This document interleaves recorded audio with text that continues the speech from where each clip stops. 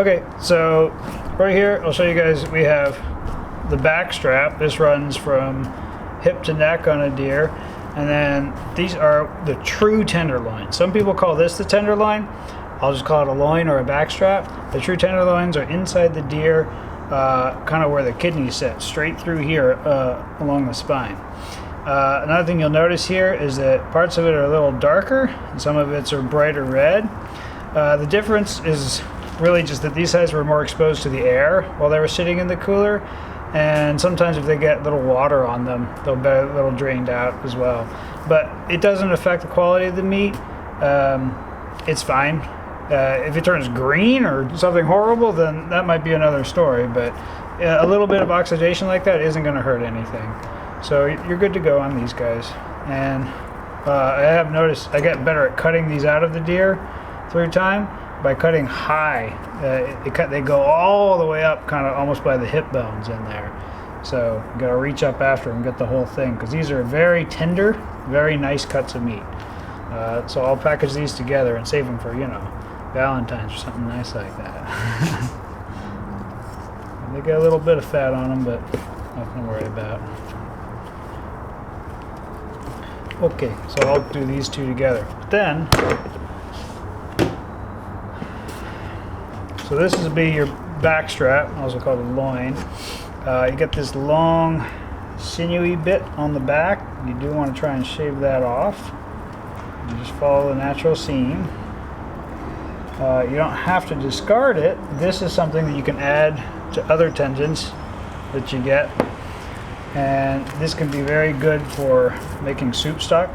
This is filled with all the stuff that makes chicken soup, except it's deer, but you know, who says deer's not as good for you? Chunks of fat, silver skin in general, you want to get off.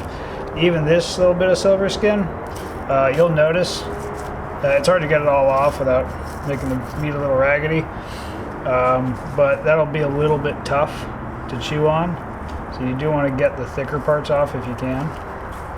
But otherwise, this is pure nice meat. Just follow the thick. So when I've got the whole thing and I've got it about as trimmed up as I'm going to bother with, then choose your length. On a full-grown deer like this, I'll usually go for thirds.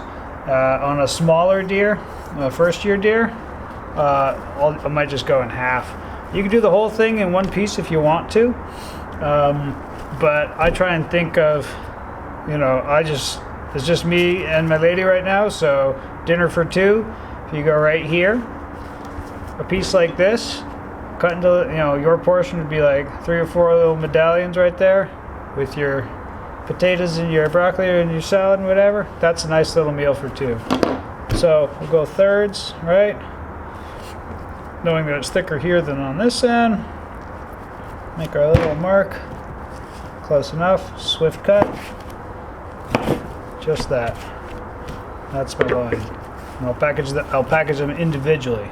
So this is 3 dinners right here. So here we've got odd bits and cuts. These are a couple of neck cuts, and these you can do as just as a roast or something that you would braise and slow cook. They're pretty good that way. They do have a bit of a fat and connective tissue in them, but so you do have to give them the slow treatment. But if you do that, these can come out surprisingly good. I'm going to do both of these together and make these one big old pot roast of neck. So I'm going to do those separately.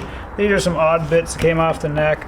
They're not big enough to play with, so I'm just going to cut these up into burger meat. Some of these pieces are sort of skirt steaks from the deer's stomach. This one was a quartering shot, so I have some blood shot and a little bit of green. This slightly green stuff actually is stomach material, so you don't really want that in your meat. So you slice that off. This is a slightly green here. This actually is from some stomach matter, I know, because it was a nick to stomach on this one. You don't want that part in your meat. And because I know it exited a little bit through the stomach before it got to this part of the meat in the skirt, bloodshot means that this is near enough the path of the bullet that it may have carried some stomach material in it too. So bloodshot after the stomach, I'm probably going to trim that. Another thing to think about with bloodshot meat is if you shoot lead bullets, you want to be real careful about not getting any lead in your food. The simplest way to do that is to shoot copper bullets or steel arrows. But if you shoot lead and you see any kind of, looks like entry wound, exit wound, anything where a bullet might have gone, you want to be pretty generous in your cuts around that, because lead will get in your food and it's not good for you.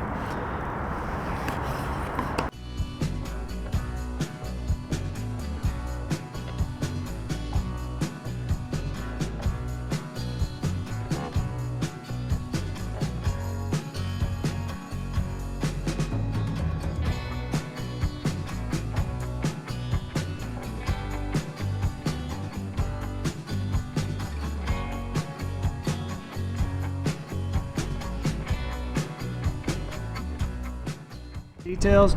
You're gonna have little bits of hair here and there. That's not the end of the world. I can make it into your burger. It's no big deal. But see this really kind of pulverized look, and you see that right there? That's a leaf. That means this came right out of the stomach. So you don't want that in your food. That blood's not a problem though, right? Or you want to trim that out? If it's straight bloodshot, I mean, it's just clotted blood, basically. If it doesn't look like the bullet really went there, you're fine. Because blood, I mean, blood's everywhere. So clotted blood isn't a big deal, but it's just an unattractive thing if you just want to slice it. But I'm not going to freak out and cut this out. That's fine right there. I'll keep that.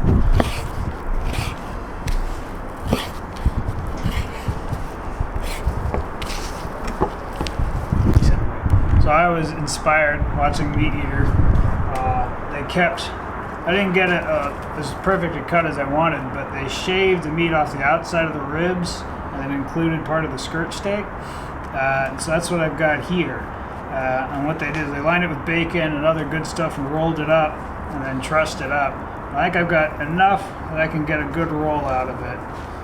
And I can truss that, and I can make that something tasty. Maybe I roll it the other way, have a cleaner edge on it. I think doing this, fill it with bacon and onions and stuff. I'm ready for this one. I'm excited.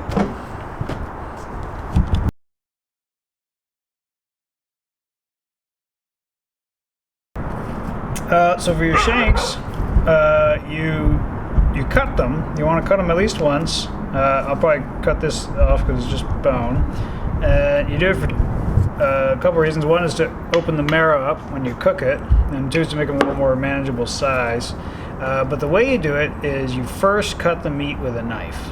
So you cut to the bone with your boning knife, and you can focus on the back of the blade, so you still have a little sharpness up front if you have to cut into bone.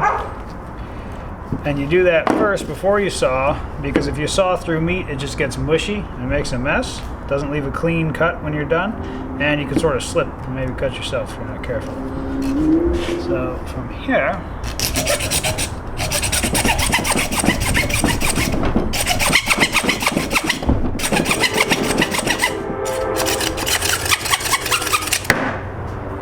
and when you cut it, you can knock a little bit of the bone dust off, but it's not going to hurt anything. But when you cut with a knife, you get that clean cut on the meat. Those little bone bits are not really a problem. They fall off when you cook it. It's not a big deal. But these you can fit into the pot a little better. The other thing is, regular hacksaw, I used the most aggressive tooth I could find, closer to a wood cutting bit than a metal cutting bit. It seems to work better on the bone. But otherwise, it's a standard hardware store hacksaw. Works nice.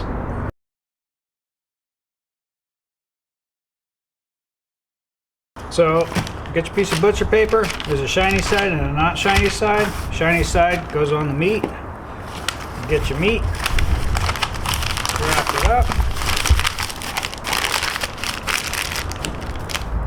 Don't be generous with the paper.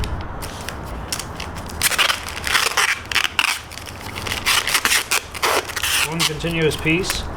Pro tip, do that so you can get your tape back. I label it with the day I got the deer. You can put whatever you want on there. You can put the day you butchered it, whatever you want, just as long as you remember, so you can distinguish how long it's been in your freezer and which deer it was. So I'm going to say, what day was it? 11, 12. And I'm going to say what it is. So this is a piece of backstrap, aka loin. So I just call it loin. Because otherwise it looks an awful lot like every other thing in your freezer. So 11, 12, loin. Then put it in your bag. This is a 2-gallon bag. I like them. They're sort of, I don't know, more volume, get a lot more in there. And when it's full, it goes straight to the freezer. It'll take about 24 hours to fully freeze a bag like this.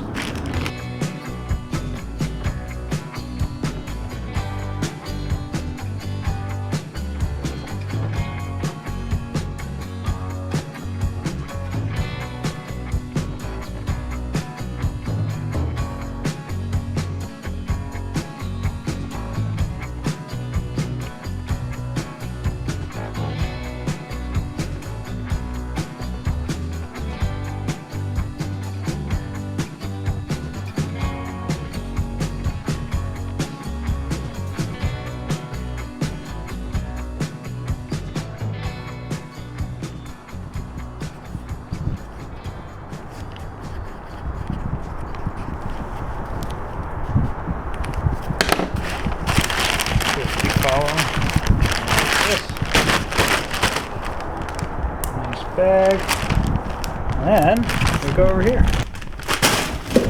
So this is a 5 cubic foot freezer for visual reference, and you can put 2 whitetail in there easily.